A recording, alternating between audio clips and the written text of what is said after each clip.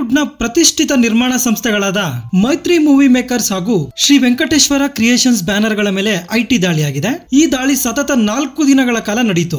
ಈ 2 production houses ಗೆ ಸಂಬಂಧಪಟ್ಟಂತ ಆಫೀಸಸ್ ಹಾಗೂ ಸಂಬಂಧಿಕರ ಮನೆಗಳ ಮೇಲೂ ಕೂಡ ಐಟಿ ದಾಳಿಯಾಗಿದೆ. ಈ ಐಟಿ ಟೀಮ್ ಸುಮಾರು 50 ತಂಡಗಳಾಗಿ ಬೇರ್ಪಟ್ಟು ಈ ಕಾರ್ಯಾಚರಣೆಯನ್ನ ಮುಗಿಸಿದೆ. ಶ್ರೀ ವೆಂಕಟೇಶ್ವರ ಕ್ರಿಯೇಷನ್ಸ್ ನ ಮುಖ್ಯಸ್ಥರಾದ ದಿಲ್ ರಾಜು ಅವರ ಮನೆ, ಆಫೀಸ್, ಇವರ ಸಹೋದರ ಹಾಗೂ ಮಗಳ ಮನೆಯ ಮೇಲೂ ಕೂಡ ಐಟಿ ದಾಳಿಯಾಗಿದೆ. ಈ ದಿಲ್ ರಾಜು ಅವರದು ಟಾಲಿವುಡ್ ನಲ್ಲಿ ತುಂಬಾ ದೊಡ್ಡ ಹೆಸರು. ಇವರು ಟಾಲಿವುಡ್ ನಲ್ಲಿ 100 ಸಿನಿಮಾಗಳನ್ನ ಪ್ರೊಡ್ಯೂಸ್ ಮಾಡಿ ಡಿಸ್ಟ್ರಿಬ್ಯೂಟ್ ಕೂಡ ಮಾಡಿರ್ತಾರೆ.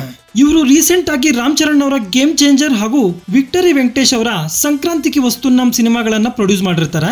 ಇನ್ನು ಮತ್ತೊಂದು ಪ್ರಮುಖ ನಿರ್ಮಾಣ ಸಂಸ್ಥೆ ಆದ ಮೈತ್ರಿ ಮೂವಿ ಮೇಕರ್ಸ್, ಇವರು ಟಾಲಿವುಡ್ ನಲ್ಲಿ ರಂಗಸ್ಥಳಂ, ಪುಷ್ಪ ಸೇರಿದಂತೆ ಹಲವಾರು ಸಿನಿಮಾಗಳನ್ನ ಪ್ರೊಡ್ಯೂಸ್ ಮಾಡಿರ್ತಾರೆ. ಈ ಮೈತ್ರಿ ಮೂವಿ ಮೇಕರ್ಸ್ ಸಂಸ್ಥೆಯ ನವೀನ್ ಹಾಗೂ ರವಿಶಂಕರ್ ಅವರ ಮನೆ, ಆಫೀಸ್ ಹಾಗೂ ಇವರಿಗೆ ಸಂಬಂಧಪಟ್ಟಂತ ವ್ಯಕ್ತಿಗಳ ಮನೆಗಳ ಮೇಲೆ ಐಟಿ ದಾಳಿಯಾಗಿದೆ. ಇನ್ನು ಈ ದಿಢೀರ್ ಐಟಿ ದಾಳಿಗೆ ಕಾರಣ ಏನಂದ್ರೆ, ರೀಸೆಂಟ್ ಆಗಿ ಇವರು ತಮ್ಮ ಸಿನಿಮಾಗಳ ಕಲೆಕ್ಷನ್ಸ್ ಬಗ್ಗೆ ಪೋಸ್ಟ್ ಮಾಡಿದ್ದು. ಪುಷ್ಪ 2 ಸಿನಿಮಾದ ನಿರ್ಮಾಪಕರಾದ ಮೈತ್ರಿ ಮೂವೀಸ್ ಅವರು 1800 crores ಗೂ ಅಧಿಕ ಕಲೆಕ್ಷನ್ಸ್ ಮಾಡಿದೆ ಅಂತ ಒಂದು ಪೋಸ್ಟ್ ಮಾಡಿದ್ರು.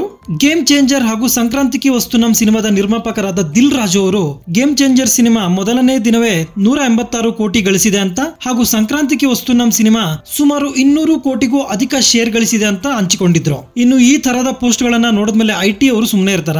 ಇವರು ಕಲೆಕ್ಷನ್ಸ್ ತೋರಿಸ್ತಿರೋ ಲೆಕ್ಕನೇ ಬೇರೆ, ಐಟಿಗೆ ಸಲ್ಲಿಸಿರೋ ರಿಪೋರ್ಟೇ ಬೇರೆ ಅನ್ನೋದನ್ನ ಗಮನಿಸಿದಂತ ಐಟಿ ಟೀಮ್ ಅವರು ದಿಢೀರ್ ಅಂತ ಇವರಿಬ್ಬರ ಮನೆಗಳ ಮೇಲೂ ಕೂಡ ಐಟಿ ದಾಳಿ ಮಾಡಿದ್ದಾರೆ. ನಿರ್ಮಾಪಕರ ಬ್ಯಾಲೆನ್ಸ್ ಶೀಟ್ ಕರೆಕ್ಟ್ ಆಗಿ ಇಲ್ದಿರೋ ಟೈಮಲ್ಲಿ ಈ ತರದ ದಾಳಿಗಳು ಆಗ್ತಿರ್ತವೆ. ತಾವು ತೋರಿಸಿರುವಂತ ಕಲೆಕ್ಷನ್ಸ್ ರಿಪೋರ್ಟ್ ಹಾಗೂ ಇನ್ಕಮ್ ಟ್ಯಾಕ್ಸ್ ಡಿಪಾರ್ಟ್ಮೆಂಟ್ ಹತ್ರ ಇರೋ ರಿಪೋರ್ಟ್ 2 ಮ್ಯಾಚ್ ಆದ್ರೆ ಈ ತರದ ದಾಳಿಗಳಾಗೋದಿಲ್ಲ. ಇನ್ನು ನಿರ್ಮಾಪಕರು ಯಾಕೆ ಈ ತರ ಫೇಕ್ ಕಲೆಕ್ಷನ್ಸ್ ರಿಪೋರ್ಟ್ ನ ತೋರಿಸ್ತಾರಂದ್ರೆ, ಒಂದು ತಮ್ಮ ಸಿನಿಮಾದ ಬಗ್ಗೆ ಬಸ್ ಕ್ರಿಯೇಟ್ ಮಾಡೋದಕ್ಕೆ, ಇನ್ನೊಂದು ಆಯಾ ಹೀರೋಗಳ ಫ್ಯಾನ್ಸ್ ಅನ್ನ ಸ್ಯಾಟಿಸ್ಫೈ ಮಾಡೋದಕ್ಕೋಸ್ಕರ.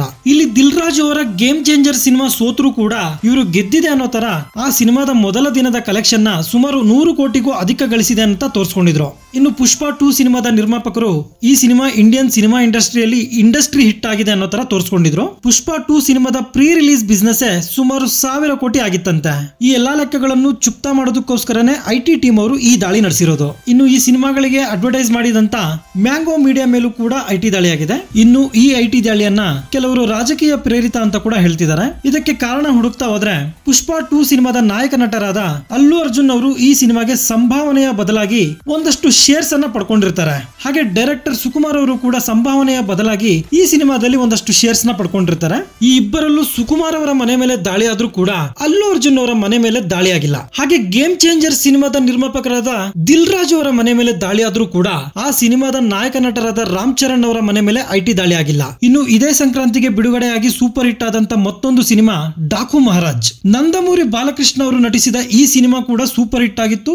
ಈ ಸಿನಿಮಾದ ನಿರ್ಮಾಣ ಸಂಸ್ಥೆ ಆದ ಸಿತಾರಾ ಎಂಟರ್ಟೈನ್ಮೆಂಟ್ಸ್ ಕೂಡ ಸಿನಿಮಾದ ಕಲೆಕ್ಷನ್ಸ್ ಪೋಸ್ಟ್ ಅನ್ನ ಹಂಚಿಕೊಂಡಿತ್ತು. ಆದ್ರೆ ಈ ಸಿನಿಮಾ ಮೇಲೆ ಐಟಿ ದಾಳಿ ಆಗಿಲ್ಲ. ಕೆಲವರು ಆ ನಿರ್ಮಾಪಕರು ಜೆನ್ಯೂನ್ ರಿಪೋರ್ಟ್ ಕೊಟ್ಟಿದ್ದಾರೆ, ಅದಕ್ಕೆ ದಾಳಿ ಆಗಿಲ್ಲ ಅಂತ ಹೇಳ್ಕೊತಿದ್ದಾರೆ. ಬಾಲಕೃಷ್ಣ ಹಾಗೂ ಪವನ್ ಕಲ್ಯಾಣ್ ಈ ಇಬ್ಬರು ಕೂಡ ಆಂಧ್ರ ಪ್ರದೇಶದಲ್ಲಿ ಮಂತ್ರಿಗಳಾಗಿದ್ದು ಬಿಜೆಪಿಯ ಮಿತ್ರ ಪಕ್ಷಗಳಲ್ಲಿ ಇರ್ತಾರೆ. ಒಟ್ನಲ್ಲಿ ಇಲ್ಲಿ ಬಲಿಪಶು ಆಗೋದು ಮಾತ್ರ ಸಿನಿಮಾಗಳ ನಿರ್ಮಾಪಕರೇ. ಹೀರೋಗಳ ಫ್ಯಾನ್ಸ್ ಗಳಿಂದ ಬರೋ ಪ್ರೆಷರ್ ಇಂದ ಅವರು ಇಲ್ಲದೆ ಇರುವಂತ ಕಲೆಕ್ಷನ್ಸ್ ರಿಪೋರ್ಟ್ ನ ಇದೆ ಅನ್ನೋ ತರ ತೋರಿಸ್ತಾರೆ. ಈ ಕಾರಣದಿಂದ ಅವರು ಐಟಿ ದಾಳಿಗೆ ಬಲಿಯಾಗ್ತಾರೆ. ಚಿತ್ರರಂಗದ ಮೇಲೆ ಐಟಿ ದಾಳಿ ಆಗೋದು ಹೊಸದೇನಲ್ಲ.